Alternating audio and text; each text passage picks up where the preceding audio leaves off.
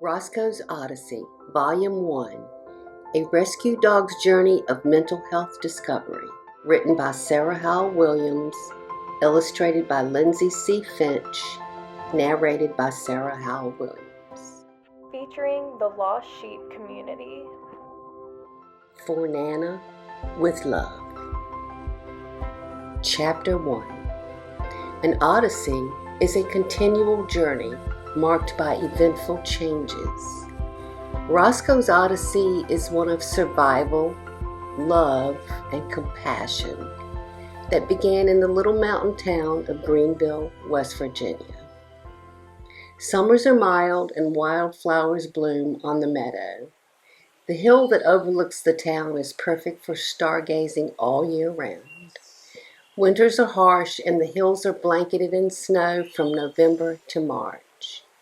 During this season, stargazing on the hill is just as lovely, only very cold.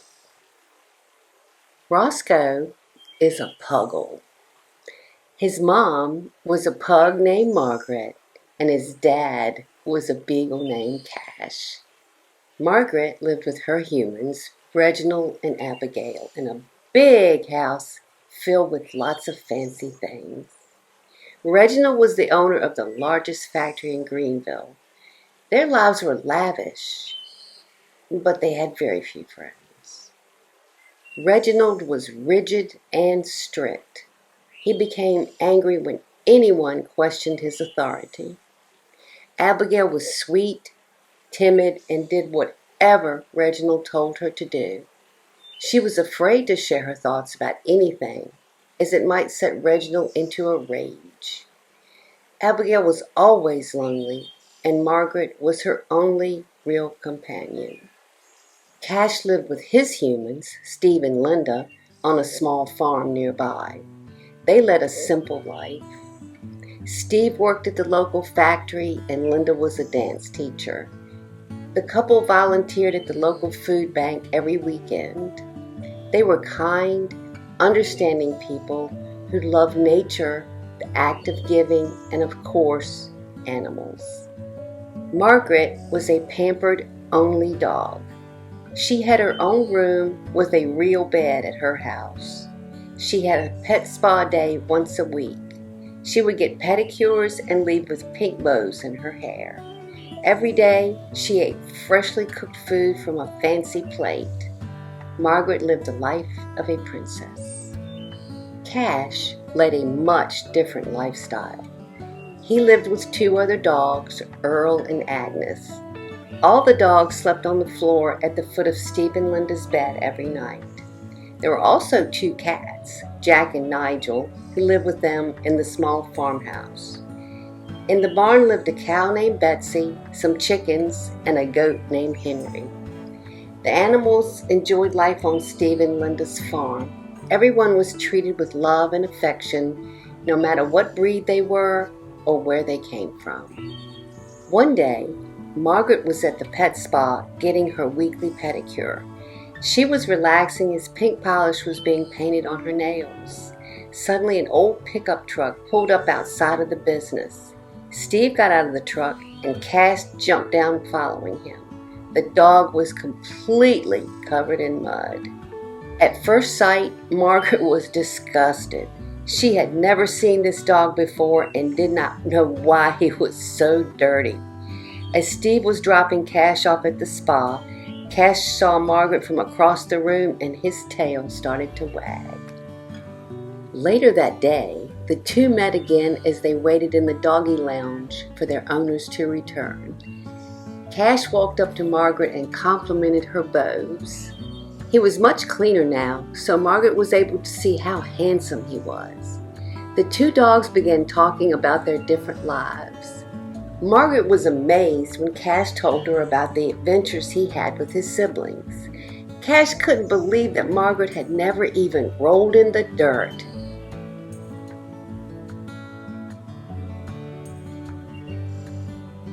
Over the next few months, they got to know each other more and more. Cash would play in the mud every week just so he could go and talk to Margaret. Everyone at the pet spa adored watching the two dogs fall in love. As Margaret was being picked up one evening, the receptionist told her owners about the dog's new friend. Reginald was very unhappy. He did not want her to marry a farm beagle.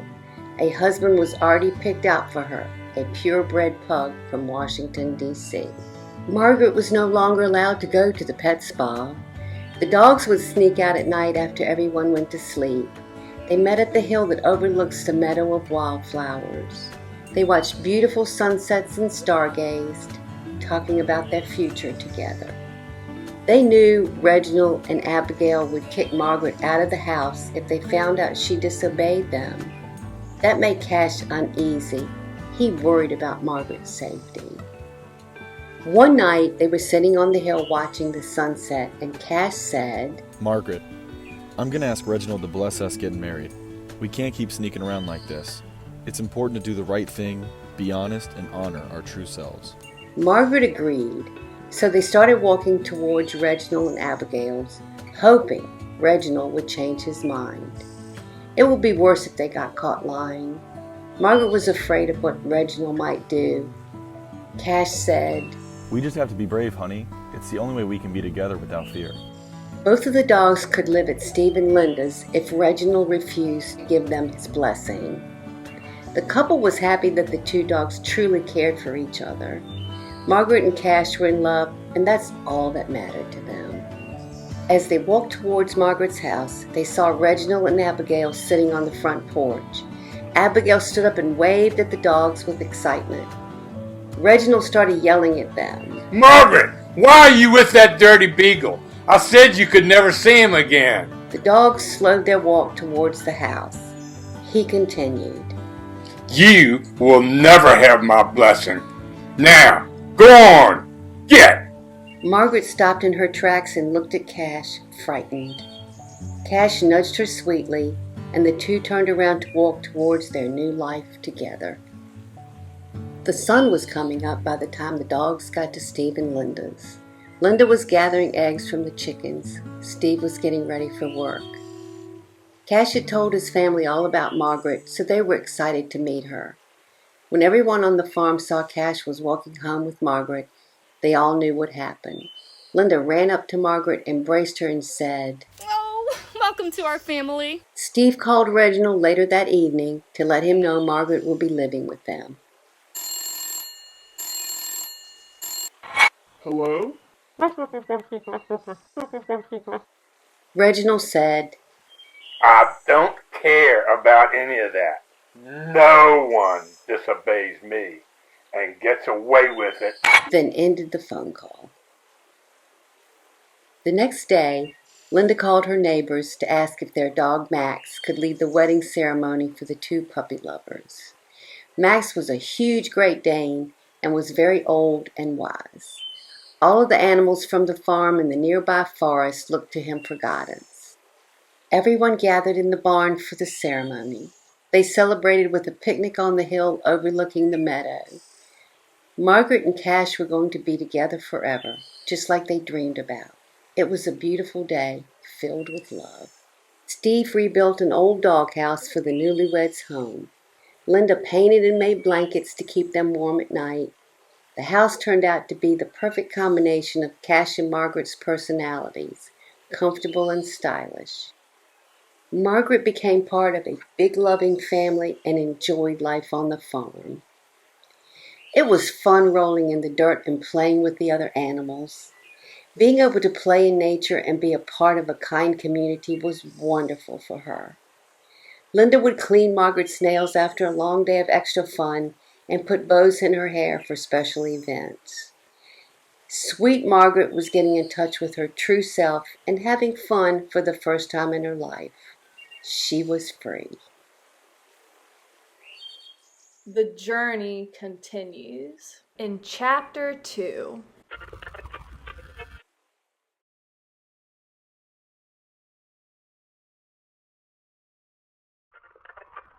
Chapter 2. A few months after the wedding, Margaret and Cash had 4 adorable puggle puppies. Roscoe was the oldest and the only boy. He was a cute little guy with a pug face, curled up tail, stocky body, and one ear that stood straight up. He was named after Cash's grandfather, a hunting dog from North Carolina. The girls were named after Margaret's special aunts, Evelyn, Molly, and Lily. Cash and Margaret were great parents and so proud of their little family. All of the farm animals visited the newborn puppies every day. As the puppies grew a little older, they began to experience life beyond the fence. They went for long walks with Margaret and Cash. On warm evenings, Steve and Linda took the dogs and cats out to the meadow where they watched the sunset, had a picnic, and stargazed for hours. Henry the goat usually went ahead of the others to clear a spot for them to put down the picnic blanket. Henry always hung around the yard and chewed on the lawn. He played tag with Roscoe and told him silly stories. The goat made Roscoe laugh so hard he would roll on the ground. Earl and Agnes were big Labrador retrievers. Labs are water dogs and actually have webbed feet. They were energetic, smart, and could easily swim. They took Roscoe and his sisters down to the creek to catch crawdads and frogs. The cats, Jack and Nigel, taught the puppies a lot about humans. Cats are clever and able to sense danger from far away. They taught them how to know which humans were good and to stay away from those who were not. The puppies learned from the two wise cats that it does not matter what someone looks like. It is about whether or not they are kind. Jack and Nigel showed Roscoe how to move around quietly and do things like run through the small hole at the bottom of the fence that surrounded the yard. He learned how to hide and stay away from danger. When no one was watching, he and the cats would escape and go on adventures into the forest. Roscoe learned to respect the wild animals in the forest and knew them as teachers of nature. The cats also warned Roscoe about wild dogs who run in groups. Some have never had a human to show them love and understanding. The life of a wild dog is spent constantly looking for food and a safe place to sleep. Roscoe felt sad for any animal who did not know the love of sweet humans like Steve and Linda. Sometimes the couple took the puppies for a ride in the truck. Roscoe loved to ride with the windows down and the wind blowing his ears. He and his sisters were adorable, and everyone in town wanted to stop and talk to them. They would go to stores in town where the shopkeepers gave them treats. Linda and all of the animals would greet Steve in the driveway every day when he came home from work. When Steve arrived, there were hugs and dancing around the yard. Everyone was happy to see him. Steve was always joyful and laughing, especially when returning home. Every Friday, he brought home yummy surprises for everyone to eat. One evening, Steve got home and looked very sad as he walked right past the family into the house. He and Linda talked softly and made a lot of phone calls. The couple prayed for a long time that evening. The next day, Steve did not leave for work at the usual time. Everything on their little farm seemed quiet and somber that day. Steve gathered all of the animals together like he always did when there was important news to tell them. He told them he no longer had a job at the factory. He and Linda would have to move in with Linda's mother. Her house was small, with only a little bit of land. She did not have enough space for all of them. That meant the dogs and cats would all have to be adopted out. Betsy the cow and the chickens would be moving with Steve and Linda to provide milk and eggs for them to eat. Henry would have to go with them to keep the grass cut. None of them could believe what was happening. Roscoe felt sad, then sick. He knew his life was about to change. Not knowing what was going to happen to him and his beloved family was scary. That night he could not sleep and cried until morning. Linda put out flyers in the area and Steve talked to everyone in town, hoping to find good homes for the dogs and cats. Lily was the youngest and was adopted by an elderly lady who lived alone. Lily was so sweet and attentive, she would make a great companion dog. A family with two little girls adopted Evelyn and Molly. Roscoe was so happy that they would grow up with children to play with. Earl and Agnes were adopted by Steve's sister, Bonnie. She and her husband had recently retired and planned to travel across the country in an RV with the dogs. Roscoe knew the Labs would love the adventures. Cash and Margaret were adopted by a newlywed couple. Steve and Linda could tell this couple was just as much in love as the dogs, so they knew it would be a great fit. Roscoe's parents could stay together, which made him happy. When the puppy lovers drove out of sight of the farm, Cash comforted Margaret as she cried softly. That left Roscoe and the cats to find homes for. Cats are very independent and don't need humans as much as dogs do. Jack and Nigel made the decision to take their chances out on their own. It will be a challenging life, but better than ending up in the animal shelter. Roscoe watched them walk out of sight into the forest. The thought of life without these two wise felines was very frightening. Would he remember all the lessons that they had taught him? Roscoe was so upset he howled and shook with sadness for hours. Steve and Linda had to move in a few weeks. Roscoe was living in fear, not knowing what his future would hold. This time in his life was so confusing for him. He knew he was upset about being separated from his loved ones. What he did not understand was why he cried so much. He could not sleep, and he felt like he just wanted to hide. He spent most of his time shivering and trembling with his head under a blanket. All Linda could do was comfort him and hold him close as she prayed over him. A few days before the move, a human pulled up to the house in a truck. He was wearing a hat. The human in the hat jumped out of the truck and immediately asked about the puppies. Linda said they had one dog left and brought Roscoe out to meet him. The human in the hat said Roscoe was perfect for his kid and would like to bring him home. Roscoe did not know why he had such a bad feeling about this person.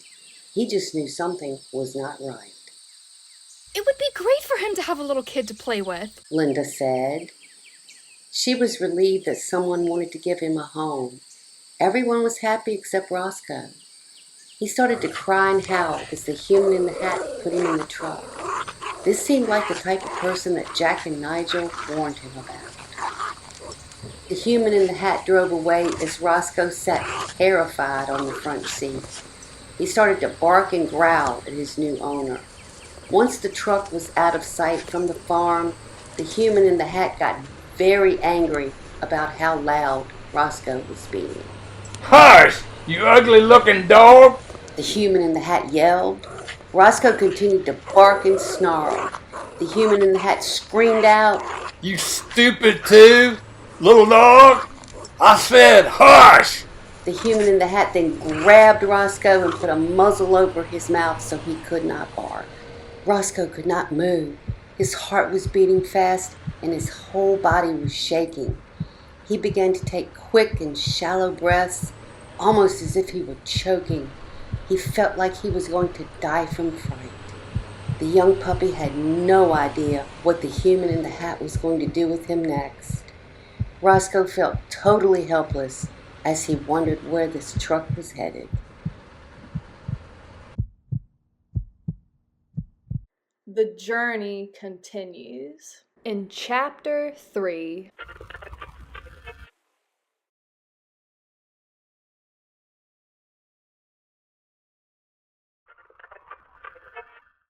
Chapter 3.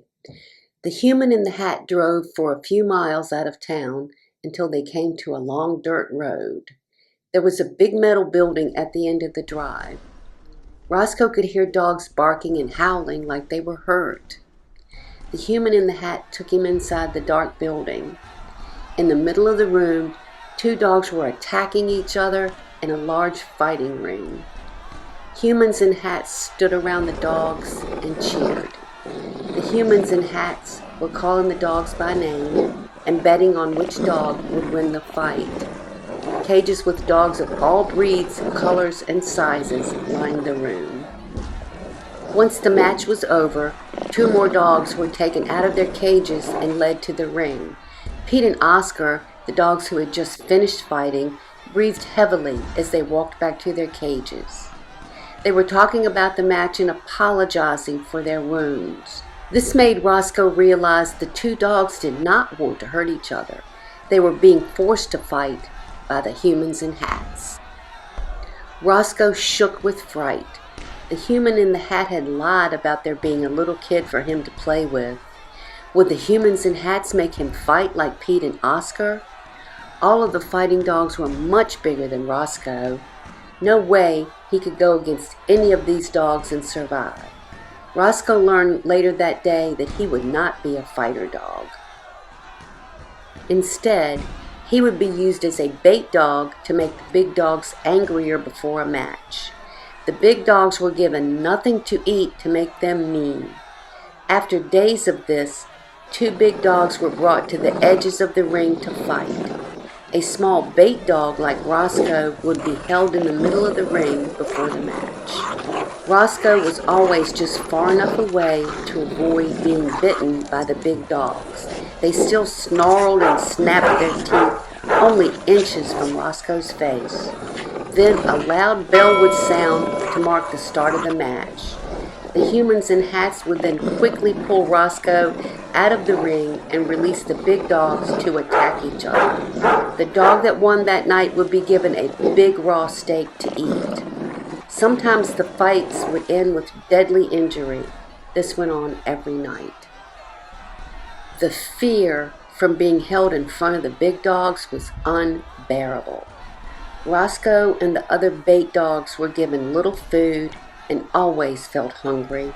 He cried a lot. Each day brought more terror. Roscoe slept in a cage next to all the other dogs. He trembled in the cold as he heard dogs bark and cry from hunger, pain, and loneliness.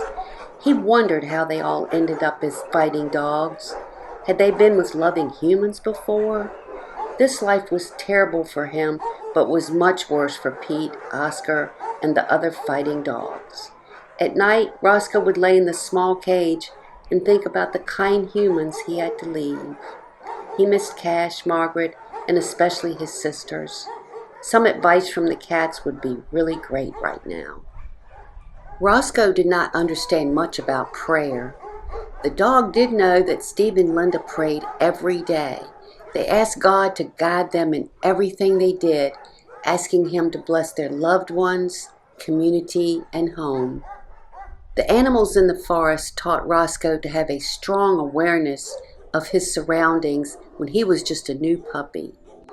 The wild creatures trust the universe and their instincts to keep them safe. They meditate to stay grounded. Roscoe figured it was their way of praying too. Feeling alone with no one to comfort and protect him, Roscoe started talking to God. He prayed that his family was safe and happy. He prayed that the humans in hats would stop abusing dogs and making them fight. He prayed that Pete and Oscar would be rescued by loving humans and could be friends. The young puppy was then able to take a deep breath to ease his fear. Roscoe started believing that with hope, there was a way out of this terrible situation. He trusted God and the universe. Linda always said that prayer is like a songbird, bringing hope even in hard times. During the day, the dogs were kept outside on leashes so they could use the bathroom. The big dogs were held with chains to make sure they did not escape. Roscoe was too small for a chain, so he was put on a thin leash made of fake leather. One day while they were outside, Roscoe noticed a small hole at the bottom of the fence across the yard. The tiny dog was sure he could fit. He would have to use the skills the cats taught him to escape. He made a plan. Roscoe began slowly chewing on his leash. He finally broke through and was free. Roscoe ran as fast as he could towards the fence. He had to get through the hole before the humans and hats realized he was gone. He was terrified as he sprinted. His heart was about to beat out of his chest. He got through the hole and kept going, knowing this was his only chance to survive. He was afraid to stop. He ran and ran until he got to town. He recognized his surroundings and found food in the dumpster of a restaurant. He slept that night in a box by the back door of the library. He quietly left the next morning when the humans got there.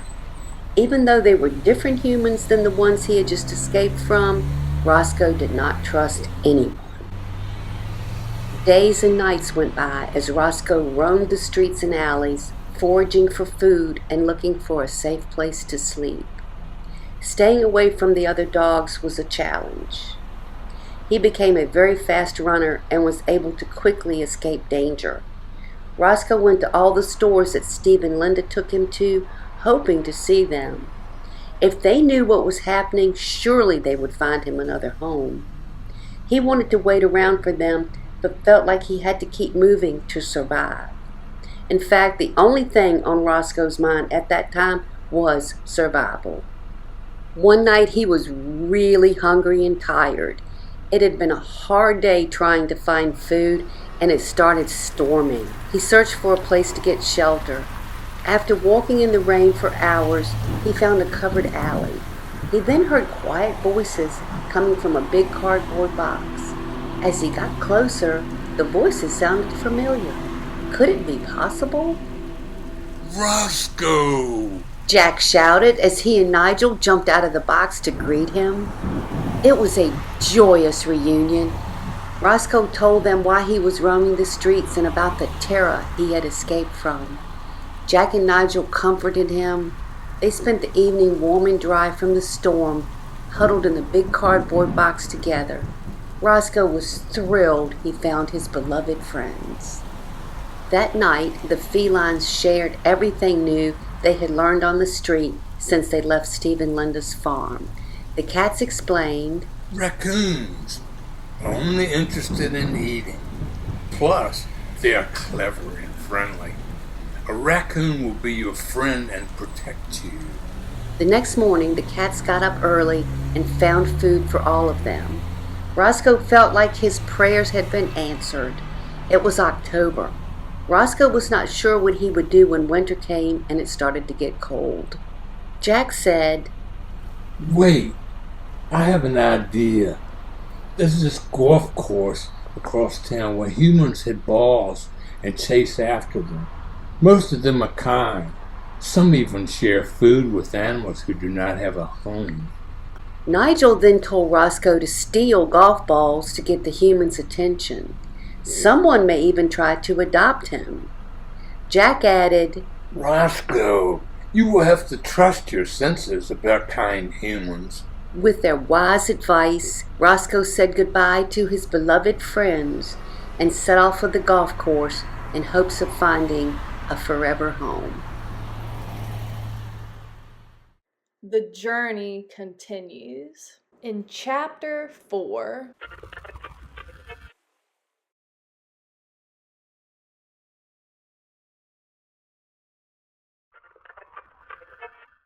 Chapter 4. It took Roscoe a few days to get across town to the golf course, traveling mostly in the dark to avoid being seen. One night, as he was making his way through the streets, Roscoe had an encounter with a huge dog. It was the biggest dog he had ever seen, even bigger than Max, the Great Dane that lived next to the farm. The dog was running right on his heels as he frantically looked for a place to escape. His skill to run fast was the edge he had over any other animals or humans. He spotted a hole in a fence and got through it just as the dog was about to catch him. Once again, Roscoe's speed saved him from disaster. Later that night, Roscoe went digging around for leftovers behind a fast food restaurant. There he met a friendly raccoon who shared his cheeseburger. The raccoon didn't have a name, so Roscoe called him Rocky. Roscoe told him about the farm he lived on with his family and how he ended up on the street.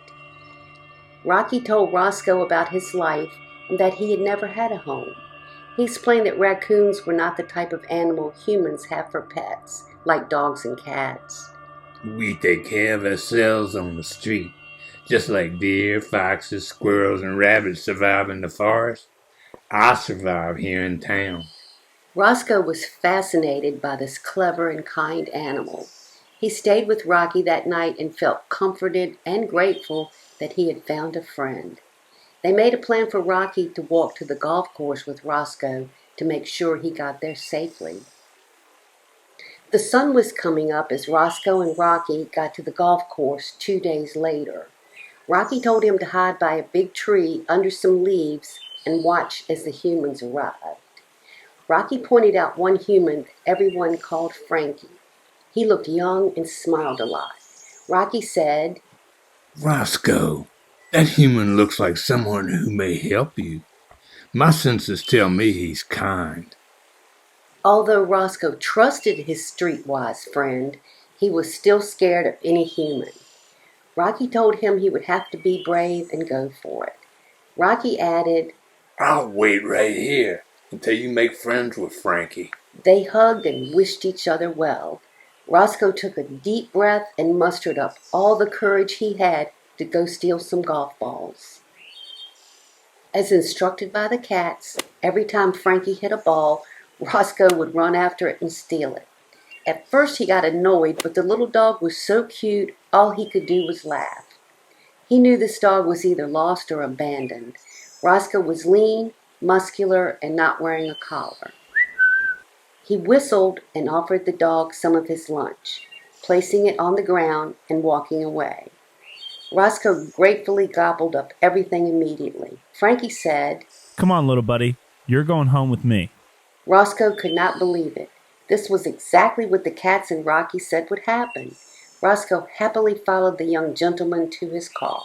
Frankie put his golf clubs in the car, reached onto the dashboard, and pulled out a hat to put on. Immediately, Roscoe's heart started to pound. He was breathing fast and shallow, like he was choking. Roscoe felt like he was going to die. Before the dog could even think about it, he ran away from the car, full speed.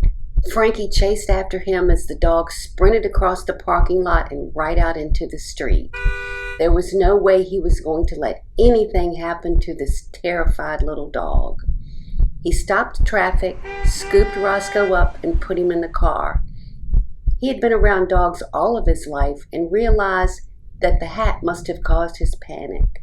Frankie took off his hat, and Roscoe calmed down, snuggling up next to him on the front seat. The young man knew this little dog needed a lot of love and patience. Frankie was a college student at the school in Greenville. He lived in an apartment on campus with his dog Boomer. Boomer was cool and shared his food with their new roommate. Roscoe got a bath, a bed next to Boomer, and lots of treats. After being on the streets for so long, he felt like he would never get enough to eat, ever again. Frankie shared his snacks with Roscoe and Boomer. Eating human food was fun, especially when it didn't come out of a dumpster. They even tried a different flavor of ice cream every night.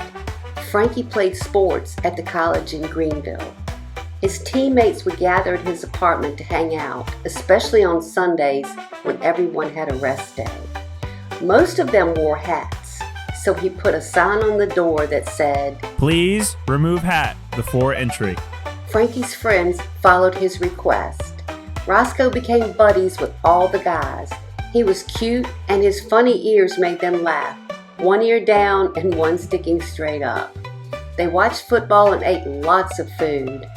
Roscoe especially liked the pizza and nachos that were served on game day. As much fun as they were having, Frankie could not keep 2 dogs in his small apartment for very long. Campus rules allow only 1 dog per apartment. It was the end of October, so he decided to go home to Mountain Crossing, Virginia for a few days. Frankie's mom and dad, Angela and Bobby, were having a Halloween party, so he would get to see the whole family. Frankie was Bobby and Angela's only child. He had 5 half-siblings that were much older than him and had families of their own. Along with that came lots of nieces and nephews that were closer to his age. When Bobby married Angela, he already had 2 children, Jacob and Madison. Angela also had children when she and Bobby got married, Nora, Doug, and Rodney. Now Jacob, the eldest son, was married to Shelby. They had one son named Trip. Madison was married to Todd.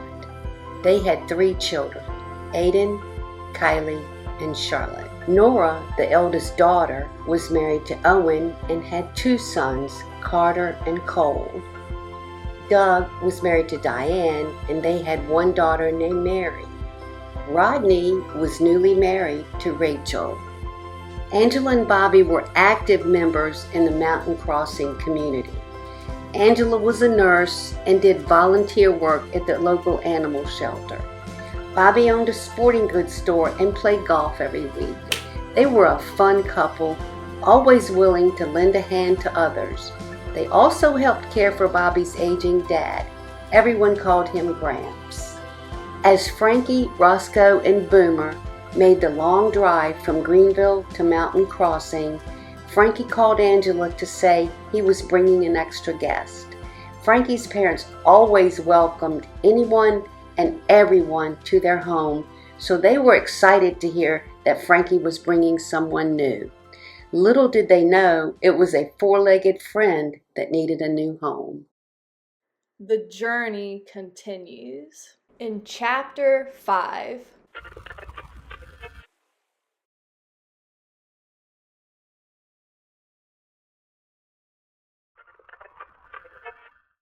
Chapter 5. The Halloween decorations were visible at Bobby and Angela's house from blocks away. The yard was decorated with skeletons, pumpkins, witches, and fake spider webs. Orange and white lights trimmed the house. Bobby and Angela wore costumes they had planned for months. They loved holidays and put lots of time and effort into making their home festive and inviting. This Halloween was no exception. The entire family was already there for the party. Frankie walked in the front door with Boomer and Roscoe on leashes. Angela gasped with joy. What a cute dog, Frankie.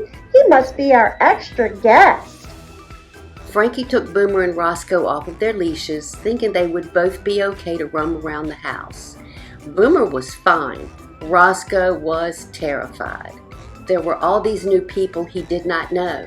Could he trust any of them? Were they all filled with hate like the humans in the hats that made the dogs fight? Roscoe's heart began to pound and he felt like he was choking. Where was Frankie? Did he trick Roscoe like the human in the hat that adopted him? Suddenly, there was a loud ding-dong. Roscoe began to howl and shake with fear. What was this loud bell sound? Was there about to be a dog fight during this Halloween party? Angela approached the front door. The trick-or-treaters had started to arrive. A group of neighborhood children in fun costumes stood smiling on the front porch. Angela began to open the door. As Roscoe quickly looked around the party, he saw someone wearing a costume with a large hat. Trick or Roscoe ran past the children before any of the family could stop what was happening. In the blink of an eye, Roscoe was out the front door and down the street. Angela and Bobby's children had their differences, sometimes having loud disagreements. However, no matter what their differences were, they could bond together for a common cause, especially if a human or animal was in trouble. Doug, one of Frankie's older brothers, was the family organizer. He quickly shouted instructions out to everyone. Within minutes of Roscoe's escape, there were at least a dozen family members combing the neighborhood looking for him. Together, it was easy. They split up, all going in different directions and calling Roscoe's name. About an hour went by before the family found Roscoe outside of the Mountain Crossing Market. The local market always smelled like fried chicken, even from blocks away. Everyone cheered and started walking back to the house. Bobby, however, started going in the opposite direction. Jacob, the eldest son, started yelling, "Dad, where are you going?" Bobby said, Home to eat. I'm hungry. The family looked at each other confused. Doug laughed. No, Bobby. You're going the wrong way. Bobby stood still, looked around the neighborhood, then back at the family. Madison said, Daddy, stop being so goofy. Let's go home. Bobby then joined the rest of the family. Madison pulled him in, kissed her daddy on the cheek, and continued the journey home arm in arm. She then added, What a crazy dog. Roscoe spent the rest of the day locked in the laundry room to keep him safe. After everyone but Frankie left, Angela brought Roscoe out into the living room. He was still terrified and shaking. Angela held him until he fell asleep in her lap. She realized that day that Roscoe was special. Angela knew it was her duty to provide a home for Roscoe. Plus, she had already fallen in love with this precious dog. The next morning, Angela took Roscoe to see Dr. Moss, the local veterinarian. The doctor said Roscoe was about a year old, overall healthy, but underweight. Dr. Moss continued, I can tell he has been living on his own in the streets for a long time. His body is going to be scared it will not get food again, so the little guy will eat a ton. Have you noticed any other problems with him? Dr. Moss asked Angela. Angela then began to explain the story of how Roscoe was found and what happened at the Halloween party. Dr. Moss thought for a moment. Let me try something. The vet reached into a drawer, then hid something behind his back. Dr. Moss gave Roscoe a dog treat and started to scratch his head. Roscoe wagged his tail and snuggled against Dr. Moss sweetly. Dr. Moss then put a hat on his head. Roscoe snarled and started to bite at him. The doctor immediately took the hat off and Roscoe calmed down. When the hat was put back on, the dog jumped down from the exam table and ran around the room, trying to find an exit. Dr. Moss removed his hat again. Roscoe collapsed on the floor in relief. This dog has been abused.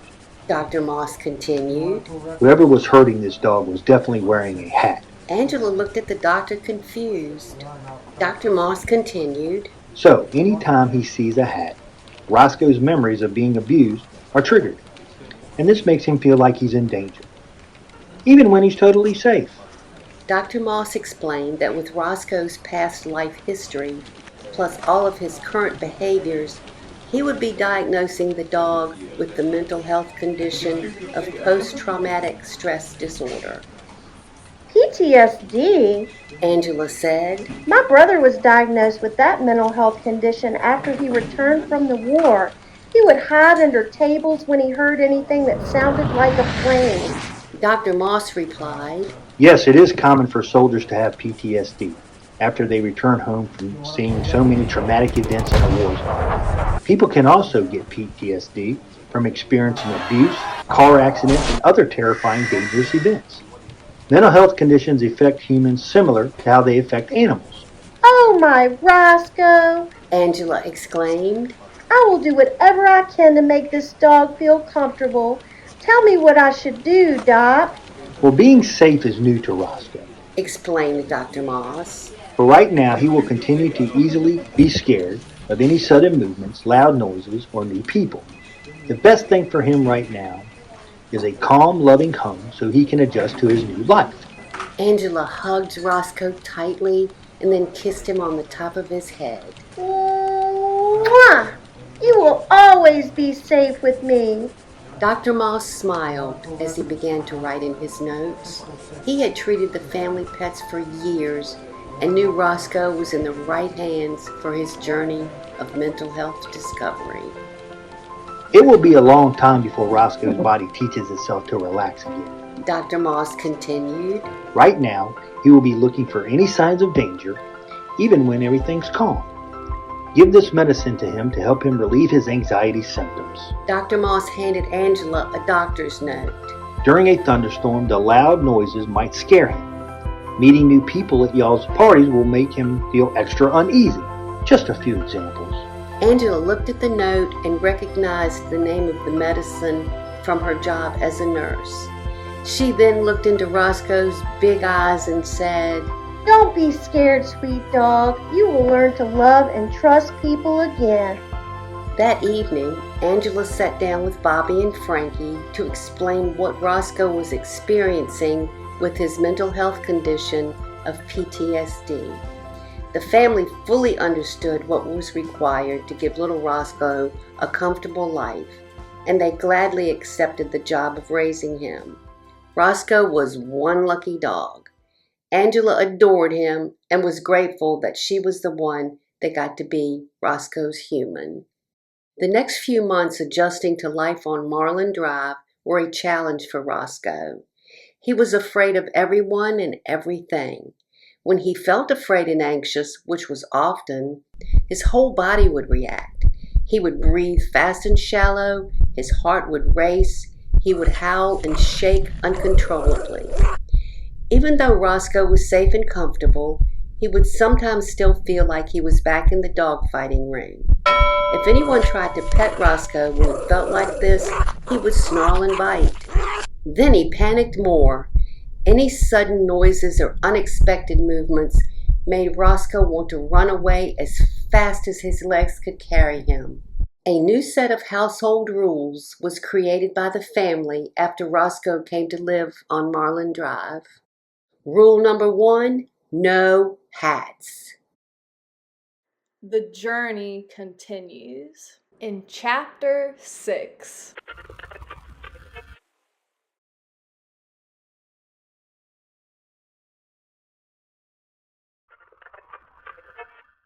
Chapter 6. Bobby and Angela's home on Marlin Drive was always active, festive, and loud. They loved birthdays and holidays, making each one special. Angela cooked delicious meals and made fabulous desserts. The whole family sat around the giant table, eating, drinking, laughing, and all talking at once. Christmas was like a wonderland, complete with a model train village. The season was for family, and it all centered around the grandchildren. Grandma Angela wore a different holiday vest and matching earrings every day. She cooked and baked for a month leading up to Christmas. Grandpa Bobby wore his Santa suit, worked on the train village, and decorated all around the house. The grandchildren looked forward every year to Grandma Angela's Christmas cookie baking day. The annual flower fight in the kitchen was always everyone's favorite part, except for Grandpa Bobby, who had to clean it up. Roscoe was grateful to be a part of this big, joyous, and very loud family. He had spent the past few months adjusting to his new loving home. When the family came over, he crouched in a corner or hid behind the sofa. Angela would pick him up and hold him on her hip like a baby while she talked with the family. He eventually learned to be calmer when the children and grandchildren visited. The 3 granddaughters, Mary, Kylie, and Charlotte, were especially sweet. They reminded Roscoe of his sisters back at the farm. He really liked the girl named Mary. She was gentle and kind. Roscoe loved it when she visited. He always waited by the kitchen table, begging for anyone to drop a crumb of Angela's scrumptious food. When someone reached down to give him a piece, he snarled and grabbed it quickly. Everyone learned it was best just to drop their leftovers on the floor and not hand it to him. With Roscoe's never-ending appetite, it wasn't long before he was a large, round butterball. The family was so looking forward to sharing their big holiday dinner with Roscoe for the first time. Roscoe still had the urge to run away, even when he felt loved and safe. This holiday was no different. Does anyone know when Jacob is going to be here? Angela asked the family. They all looked at each other and shrugged. This was typical for any family event. Everyone stood around the kitchen table and held hands. As Gramps began to say the blessing over their meal, the family bowed their heads. Then Jacob burst through the front door. He got off work late and was still wearing his uniform, including a hat. Roscoe immediately jumped out of Angela's arms. Before Jacob could even walk in and shut the door, Roscoe had already snuck past him, bolted out of the house and down the road. Without saying a word, The entire family ran after Roscoe. Gramps then declared, "I'm going to be waiting to finish the lesson until you all get back." Mary and her mother Diane stayed behind to keep dinner warm, plus keep Gramps company. The family quickly began their routine search for Roscoe around town. They asked all the neighbors and no one had seen the dog. The Mountain Crossing Market was preparing special roast chicken, so they thought Roscoe would surely be outside trying to get a taste. They looked behind every dumpster and car around the market. Roscoe was nowhere to be found. Everyone began to worry. It was almost nighttime, and the news predicted snow this holiday. The family huddled together like a football team to talk about how they would find Roscoe before dark. Suddenly, they heard a choir singing in the distance. They all turned to see where the beautiful sound was coming from. Down the road from the market, they could see steam rising from Mountain Crossing Church. As they approached the church, the air was filled with a delicious smell that made everyone's stomach growl. Bobby's older brother, that everyone lovingly called Gravy, was standing outside behind a table stirring 2 huge pots. One filled with white fluffy mashed potatoes and the other with a thick brown gravy. The church sold the signature mixture every year to raise money for their music program.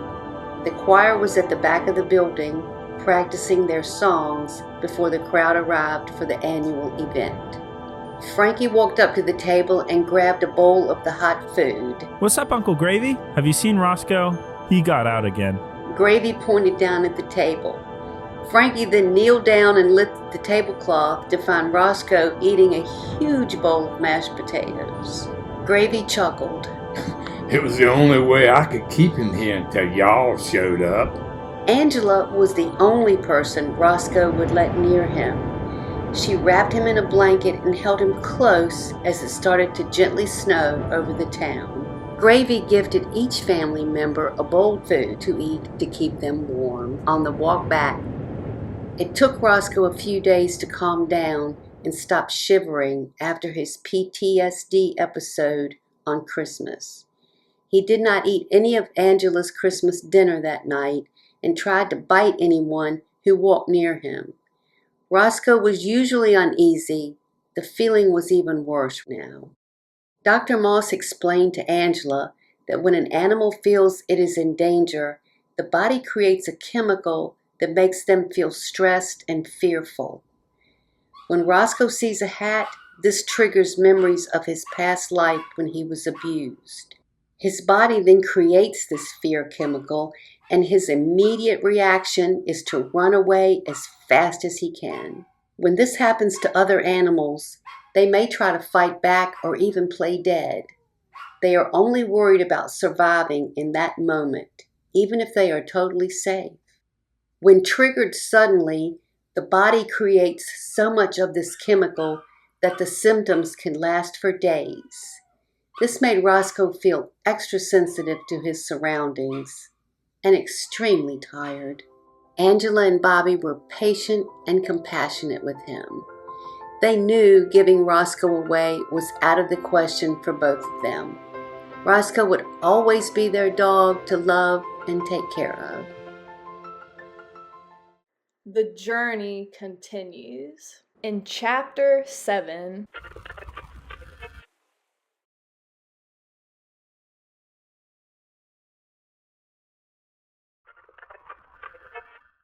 Chapter 7. Roscoe went on a special trip to Greenville with Bobby and Angela to see Frankie graduate from college. It was fun going back to his hometown, especially since he knew he was safe with his new family. One afternoon, they all went shopping in town. Across the street, Roscoe saw Steve and Linda, his childhood humans. He barked and ran to them, wagging his tail. They immediately recognized Roscoe with his funny ears, one sticking straight up. The couple was delighted to see him. Both families introduced themselves and shared how they knew Roscoe. They all sat in the park and talked for a long time. Steve said he was watching the local news one evening and saw the human in the hat that adopted Roscoe was being arrested for hosting dog fighting. The illegal operation was shut down for animal abuse. The mystery of Roscoe's fear of pets was solved, and it helped to explain the cause of his PTSD. Steve and Linda told the family they bought another small farm right outside of town. Linda said they went to the shelter where all the fighting dogs were kept, but Roscoe was not there. Steve and Linda knew he was very clever, plus a fast runner, so they felt sure he found a way out and was alive. The couple showed Roscoe a picture of the fighting dogs they had adopted from the shelter. It was Pete and Oscar. They explained to the family how love and patience helped Pete and Oscar heal from their abuse. Now, they have a new loving home where they can play and be friends. The couple spends their free time rescuing animals and working with local charity organizations to stop dogfighting clubs. Frankie then explained how they ended up being Roscoe's humans. Steve and Linda loved the golf course story and how Frankie rescued him. They were so happy Roscoe ended up in a loving home with compassionate humans. It was an amazing day for Roscoe. He knew his prayers had truly been answered. He got to see Steve and Linda. Pete and Oscar were adopted by kind humans, and the hate-filled humans in hats stopped abusing animals. Steve and Linda also had an update about Roscoe's beloved friends. One day, Jack and Nigel were enjoying lunch in the dumpster behind a restaurant when they noticed Linda walking down the street. They followed her to her car and watched as she drove out of town. The two felines decided to watch for her and see if she came back. A few days later, the cats saw Linda and Steve go into the hardware store. They waited outside across the street. After a few minutes, the couple walked out. Steve gasped, Linda, isn't that Jack and Nigel? Linda called them and they came running to her. She wept with joy over finding the two cats that she adored. Steve asked the cats if they would like to come with them to their new farm. The cats then jumped up in Steve's truck for the ride home and snuggled up next to Linda. Roscoe and his new family were happy knowing his wise friends were reunited with their humans. Steve and Linda began to say goodbye to their new friends. The families exchanged emails and promised to update each other about their local towns and, of course, the dogs. Roscoe hugged his childhood humans tightly once more before walking away happily with his new family. Angela checked her email as soon as the family returned to Mountain Crossing. Linda had sent photos from their farm. Angela joyfully exclaimed, "These will be adorable additions to the wall," as she began to print some of the images. The living room on Marlin Drive was decorated with pictures of everyone from their large blended family. One wall was dedicated to all the pets of the family, past, present, and future. Angela carefully placed a framed picture of Roscoe at the center of the collage with a small photo of Jack and Nigel below it. Bobby chuckled as he watched her. Definitely the only cats we'll ever have on this wall. After Frankie graduated, he came home to live with his parents while he looked for a job. Much to Roscoe's disappointment, Boomer was not with him. Frankie's roommate took their dog back to her hometown with her. Roscoe was very familiar with the feeling of having to leave loved ones behind. Although he knew he would probably never see Boomer again, he sat by the front door and waited for him to return. He sat there for days, shaking, howling, and crying. There was little anyone could do to comfort him. Frankie tried to cheer him up by playing fetch in the backyard and acting goofy. Roscoe adored Frankie. He always felt safe and secure when Frankie was around. He would be forever grateful for the kind human on the golf course who rescued him and brought him to Angela. Frankie understood and supported his mother's love for Roscoe. He knew his mom needed Roscoe just as much as the dog needed her. Ever since Angela was a child, her life had been spent taking care of other people, first her family, then the patients she cared for during her career as a nurse. As for Bobby, well, he had grown very fond of his buddy, and Roscoe was always by his side. Bobby carried him around under his arm like a football. He was grateful that the little dog with the funny ears was part of the family. For the next 10 years, Angela and Bobby's life was very active and full of love. Being devoted grandparents, the couple attended dance recitals, sporting events, school plays, chorus concerts, and everything the grandchildren were involved in. They went to the beach, visited Nora in North Carolina, and went to Northburg to help Rodney and Rachel with their baby boys, Chad and Brad. Doug and Diane put in a pool for the entire family to enjoy during the hot summers.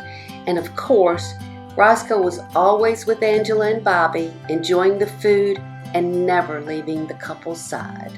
Roscoe's days of abuse, homelessness, and hunger became a distant memory.